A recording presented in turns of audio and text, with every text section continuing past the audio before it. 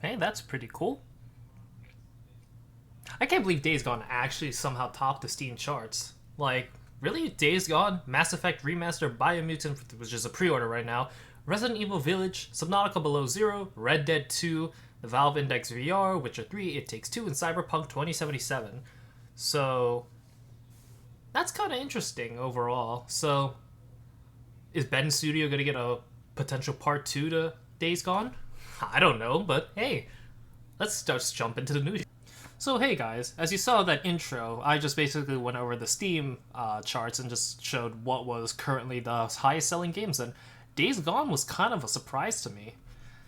Due to at least its critical reception in its early lifespan, I didn't think people were going to give it a second chance, but I guess they really want to give Ben Studio Part 2 to Days Gone, so hey, I haven't played the game, even though it did come on the PS Plus store for free. I haven't played it yet, but I have heard good reviews about it. It's just that you have to get into the game, so hey, kind of interesting. So to begin the news, besides the whole Days Gone might get a part 2 maybe with how good it's selling on Steam, the Overwatch 2 news is kind of spicy. So for those that didn't catch the stream or catch any of the information about Overwatch 2, Overwatch 2 is now going to be a 5v5, and they're going to remove one tank, keep two DPS, and two supports. And so I don't know if I like this change, because it kind of felt symmetrical having 2-2-2, and it always allowed like to have one main tank and then like one off tank in a lineup. So now, unfortunately, for most people, it's going to be just one tank. So I'm not sure how this is going to affect pro play at all, nor do I know how it's going to affect pub play. But in order to compensate for losing one tank player, they're going to be making the tanks more aggressive and have like more abilities, or at least a changed set of abilities. So, for example, Reinhardt will have two of his fire strikes. Winston now has a ranged attack, and Zarya is going to have like two bubbles that she can select from a pool. So she can either give two bubbles to other people or give two bubbles to herself. So, honestly, I don't know how Overwatch 2 plays. At least the base Overwatch, you kind of need to have two tanks, two DPS, and two supports. So we'll see how they see how the Overwatch team works out the 5v5 with the more aggressive tanks. I find it interesting, but yeah, I don't know how Overwatch League's gonna play. I don't know how pubs are gonna play. So I have general faith in what they're gonna do, somewhat, but it is Activision Blizzard, so not really. At the same time, I don't know. Whatever. We'll see what happens in the future. So next up on the list, we're going to talk about Warner Brother games about being split up and how certain companies are going to go with AT&T and some are going to go with a new company.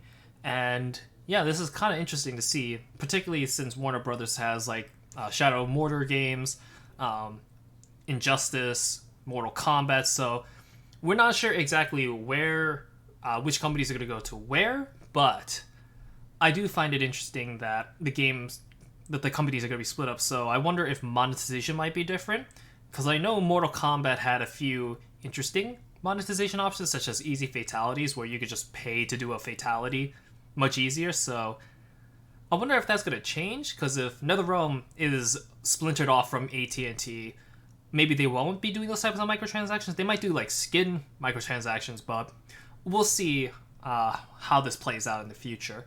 I do hope, though, that good games come out of it, and that there aren't asinine patents like the whole Nemesis system. What the hell are you guys doing? Why are you patenting a game system like that? Seriously? So, I do want to talk about the situation with IGN. I'm pretty sure it's resolved at this point, but basically, IGN pulled down a post from the editorial staff talking about the Israel-Palestine conflict.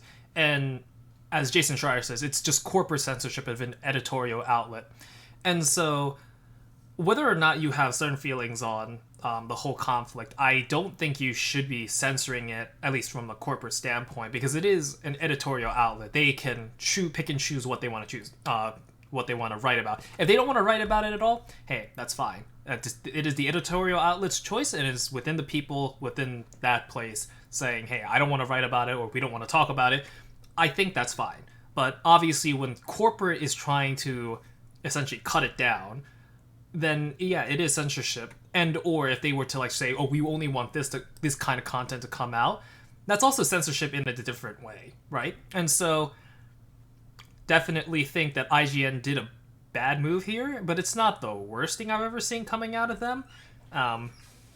Obviously, though, we'll see if this conflict continues to rise over in Israel-Palestine, and we'll also see whether or not more outlets will have to either self-censor, not talk about it, and or if more corporate outlets are going to start, or corporate management is going to start censoring things like that.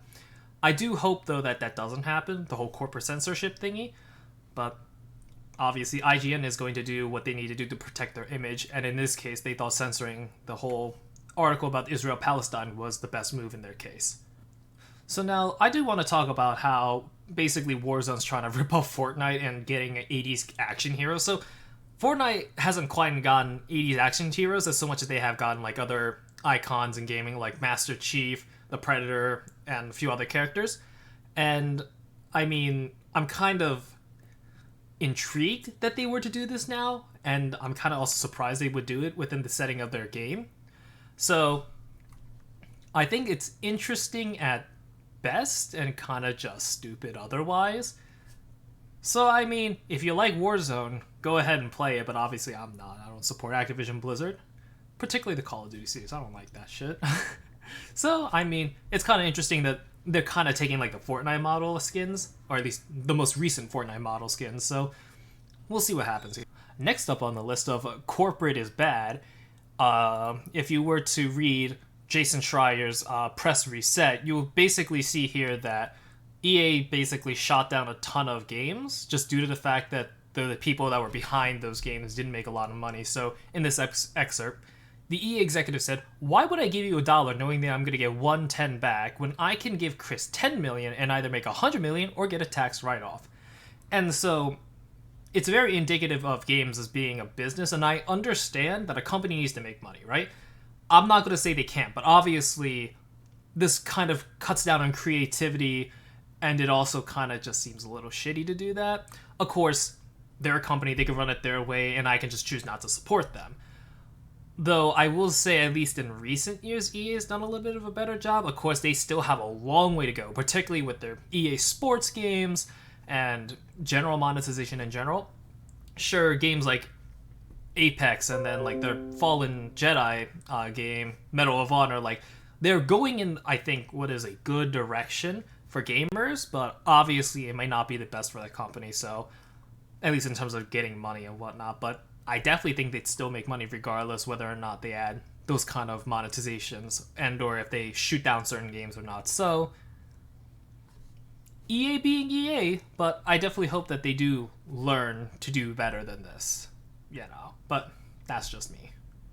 Next on the list of microtransactions bleeding into the real world, why sling regular webs in a theme park when you can spend money to unlock repulsor blast and electro webs instead? And so basically GameSpot goes over the Spider-Man ride at Disney World or Disneyland and basically talk about how you can get like a physical add-on that allows you to shoot different types of webs and or repulsor blasts. And so, I mean, it can also be used as a novelty item, so it isn't just like you're paying for just that ride, that specific time. So I'm a little okay with it, getting it as like a novelty item after, going on the ride with Spider-Man. So, but of course, each microtransactions, at least for me, is on a on an item-to-item basis. And so I think this is kind of okay because it's a physical item and it isn't just, you get to shoot in this ride in electro webs. And so I think it's fine, but it does seem interesting that Disney is suddenly pulling into the physical microtransaction space. And probably it's going to lead to more of these in the future. And maybe other companies might start mimicking them. So we'll see what they do. Now, for you Sony fanboys out there, as you can see here, Sony has sold 2.83 million consoles, while Xbox Series X and S has only sold 1.31 million. I mean, I know some people are going to take great pleasure in this, but like, it's not like Microsoft's failing, Because besides just selling the consoles, they have the subscription service that Microsoft Game Pass. They also have games on the PC that isn't like individually selected. So like PlayStation has Horizon Zero Dawn, Days Gone on PC, but Xbox Series X and S, they have a ton of games. I'm pretty sure a majority of their first-party games on PC. I know Gears 5, a majority of the Halo games, and so, while sure, by console volume, Xbox Series X and S is lagging behind compared to Sony's PlayStation 5, it's not too big of a concern. Because if that was the only thing they had, then yes, Microsoft needs to do something different in order to sell their consoles better, and sell it to a better audience. But they're fine. They have their subscription pass for their games, and they also have PC games. At least a majority of their games are on PC, and so nothing to worry about here, honestly. So interesting, but nothing too really noteworthy, I guess. Oh, and speaking of PlayStation, if you have a DualSense controller and you want to play Metro Exodus on PC and be able to use the adaptive triggers, you can do that. And I do wonder if other companies will be doing this too with their PlayStation 5 games on PC. So in the case of like Days Gone, if they have an update for that, and like Horizon Forbidden West, we'll see if whether or not they'll have controller support on PC if the games do get ported there. So interesting to see. Not sure what they're going to do exactly. And I also want to talk about the pools, hot tubs, and beaches category. Basically, if you have been watching Twitch at all, the front page has been blown up by a lot of streamers doing hot tub streams where they sit in a hot tub and they just talk. And honestly, I think I was fine with it, but obviously it was ruining Twitch because it was just everybody was constantly watching those instead of actual channels. If you can call XQC an actual, Twitch channel, but that's besides the point.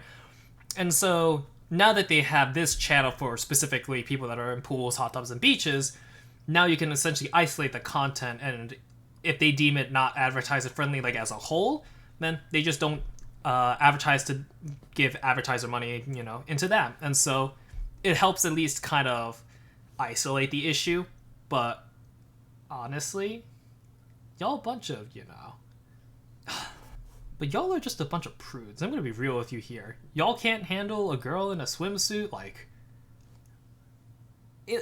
really? Y'all, I don't know. Y'all crazy. But hey, as so long as Twitch can somehow find a way to monetize the platform while also not compromising other people's monetization, or at least a majority of the content's monetization, I mean, I guess is the best way to do it.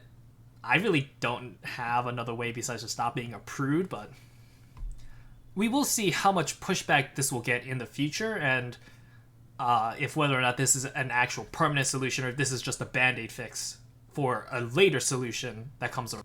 Oh yeah, and I do stream, so on my Twitter I'll put something up, and/or on YouTube I'll put up a little video saying I'm streaming. So I played some Mass Effect Legendary Edition, I had some fun there. I also watched most of the Overwatch 2 stream, and yeah, so if I do have streams coming up, I'll let y'all know. Oh, and before I forget, the ALGS Championship prize pool is basically being contributed by people that are buying the skins that are being shown here. And so I find this approach very interesting because it's what Valve was doing for their Dota game. They were essentially getting people to buy the battle pass, which contributed to the prize pool, and then if you bought levels for that battle pass and/or the crates for the skins, you would then contribute, I think, 25% of the amount you paid into the pool. And so I find it interesting that now Apex Legends is also doing this for their competitive scene, and honestly, I think this is a decent idea, because not only are you able to get more content out for the people that really want to buy these skins, particularly the Octane one. I do like that one. It's pretty cool, but I don't play Octane, so I'm not getting it.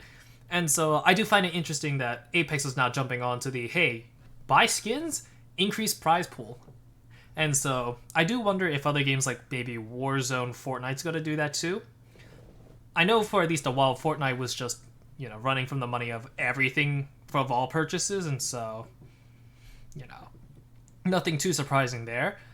But obviously Warzone, Apex Legends, and a few other competitive games, I do wonder if they're going to start adding new skins or like separate battle passes in order for people to contribute to a fund and be able to essentially increase the prize pool. Now, will we ever get to the size of Dota's prize pool? I don't think so, because Dota's was like, what? So as you can see here, the highest prize pool amount was the International 2019, set by Dota 2 at $34,330,069. And that's a shit ton of money, you know. And the next one was 2018, 2017, 2016, 2015, and then followed by Fortnite Solo, Duo, and then the International 2014. And so it's just kind of crazy how much money can actually go into esports.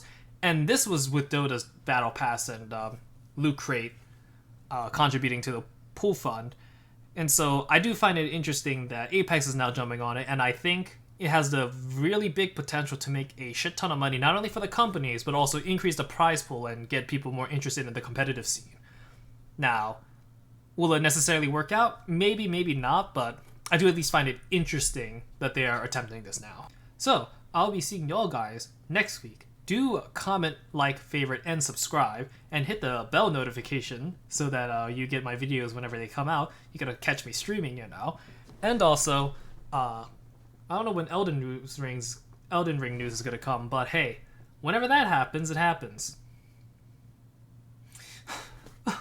I can't believe Silksong's not gonna be at E3. Oh no, everything's going to hell and back.